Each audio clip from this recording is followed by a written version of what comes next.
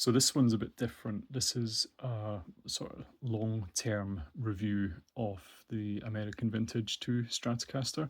So I've had mine for just about a year now. So I'm going to just have a look at what you got with it, talk a little bit about the guitar, and talk about how I'm getting on with it. But just to start off, going to explore the bits and pieces. So you can see now this is the hard case that came with the guitar. I remember when these guitars came out, people complained and said, you know, Fender are outsourcing these cases, and I think they're getting them made in China or something. They used to be made by a company called G&L, and they no longer are. I think Fender make them themselves now.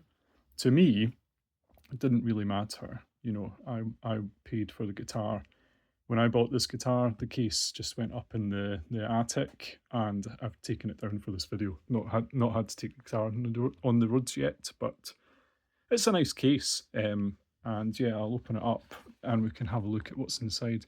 That's just the California warning that everything gives you cancer these days. What's that? 11th of ABR? It must be April, but the guitar is March. I'll show you a picture of the serial number later on. Yeah, don't set the case on fire. It's made of wood. So it does come with a nice key, but I've not had to use the case and travel with the guitar yet. So you can see, you've probably seen a picture of this earlier on, where the case has a nice sort of orange 60s felt appearance. I like it, and I like the guitar more, but the case is nice. It's just I don't keep the guitar in the case, and I don't really travel with it, so it's not been a big deal. Comes with like a little hatch where you can keep your stuff.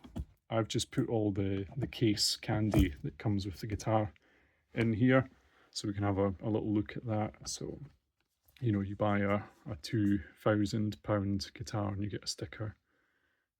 Just not a sticker guy, but yeah, kept it anyway. Comes with all Stratocasters. The back plate I just remove mine and throw it away.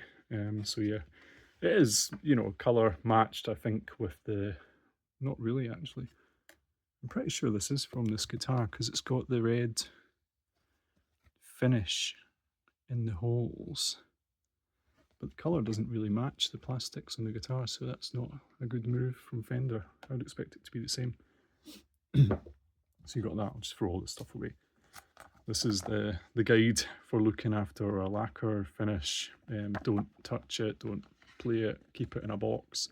Don't leave it for 24 hours before you open the box for the guitar to acclimatise to the temperature, all that sort of rubbish. You know, it's a guitar. I want to play mine, so it just sits in ambient temperature and see what happens. This is the tag that was on the guitar when I bought it. So it's got the handwritten serial number, the model details and such. But yeah, not really important, but I didn't want to just throw it away. Yeah, you buy an expensive guitar and you get lessons for beginners. But yeah, I suppose you do get some sort of membership with Fender's lesson program, but it's not for me. I've never used that. I think it's good for people who are just starting out, but yeah. And this is just a little catalogue to try and sell you some more things, I reckon. Or is it warranty information? Yeah, it's just warranty rubbish. So, a little magazine. Most important, the certificate of authenticity for the guitar. I don't know what the benefit of these is. Maybe if you resell in the guitar, you can prove it's genuine, but for someone who's keeping it forever, yeah, just a nice to have. And the ashtray. When I did get this, I thought, you don't really see guys playing with the ashtray on a Stratocaster, so wouldn't it be cool to try and use one and get it all roughed up and all that? But just means you can't really mute the strings. So I can see why, you know, at the time when the Strat first came out, everything was like that 1950s chrome covering, and it probably looked the part, but yeah, it's just not really practical. So yeah, I don't recommend buying one. And if you get one with your guitar, just throw it away. But yeah, that's enough about the case and the rubbish. So we'll talk about the guitar.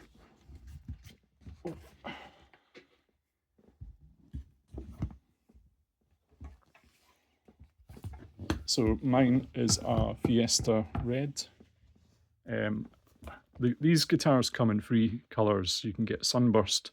I've already got a Sunburst Stratocaster. You can get Olympic White. And I do like Olympic White. My first Fender Strat was an Olympic White with a rosewood board. It was like a Mexican standard Strat. And I like the colour, but what I was worried about was when the sun changes the colour of the finish and they go that duck yellow colour like Yngwie's guitar. And I didn't want that. I wanted one that was going to kind of look the part all the time. Not a fan of the custard guitars. So Fiesta Red was the option. And, you know, I always liked Gary Moore's guitar, so that's what I went for. Big difference for me from guitars of the past is the finish on this guitar is the nitro lacquer. So when I first got this out of the box a year ago, it stunk the room out. It smelled great. I love it. And actually getting this case down from the attic and opening the box that had been closed for a year, you could still smell that. You don't smell it from the guitar anymore, which is a shame. But yeah, that's just what happens. But when I first unboxed this and played it, the whole thing was kind of like a sticky, tacky feeling. But just as you play the guitar, that gets a bit smoother to touch. But I would say, compared to my other guitars, like it starts to look a bit grimy, and I don't really clean my guitars that often. I do when I change the strings, but I've not had to change them too often on this guitar. But like all sorts of muck and sweat and stuff just sticks to the finish and doesn't look too great. So it does need a good clean. But yeah, you can see like where it's pretty blurry, but you can see like where it's played. It's looking a bit sort of cloudy and funny looking. And that's just something you have to get used to. So yeah, other things are the fingerboard. So it's a 7¼ inch radius fingerboard, which I was like a bit nervous about, but because I'd never really played one before. And it has like the little small vintage frets. So it was a different playing experience, but to me, if like the guys who pioneered a lot of the rock music playing Stratocasters could play on them, you know, Jimi Hendrix never had a problem, Rory Gallagher and so forth. So yeah, it's not an issue. Your playing adapts to it, and actually I prefer this now rather than my sort of the Mexican Strat. The Sunburst I've got is a 12-inch radius, so a lot flatter, and it's got medium jumbo frets. And yeah, it feels a bit weird going back to playing that now, just because I'm so used to playing this guitar. But yeah, I've probably, in the year I've had this guitar, probably played it every day that's possible to play it. So it's had a lot of use so far. Interesting things, clay dots. I think it's the first time they've done clay dots outside of the custom shop. So it looks the part, I think.